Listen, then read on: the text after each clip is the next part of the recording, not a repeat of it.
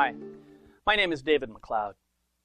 If you're anything like me, then I'll bet you've had the experience where you've done something you were not particularly proud of and later claimed that that wasn't like me at all, or I have no idea what possessed me, or what on earth was I thinking.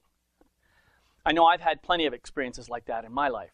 And to be totally honest with you, there have even been times in my life when I knew exactly what I was doing and I used excuses like that as a way of avoiding responsibility for what I did. Maybe you've had that experience as well. Well, we're all human, and we all have shadow parts of ourselves that we've chosen to disown, for whatever reason. Unfortunately, those shadows have a life of their own, and they're kind of like little kids who are looking for love and attention. And if we continue to pretend they don't exist, they eventually start to act out on their own in ways that lead us to slap our heads and wonder what we're thinking. But if we take the time to uncover, illuminate, heal, and integrate those shadow parts back into us, then the acting out can be greatly reduced.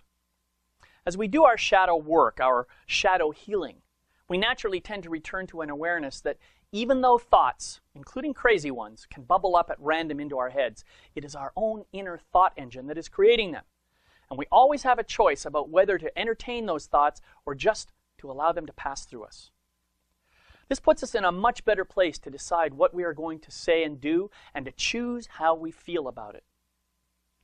When I remember the power I have to choose my thoughts, words, actions, and feelings, any tension or urgency I might have felt moments before seems to dissipate pretty quickly, and I return to a more grounded and centered state. This doesn't mean my shadows have completely disappeared. Quite the contrary.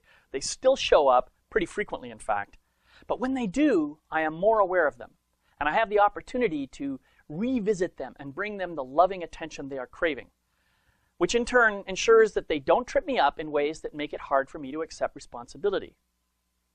When I consciously accept full responsibility for everything I think, say, do, and feel, and for all the consequences that come about as a result, then I stop acting in a victim-like way, and I feel very much connected to my own power.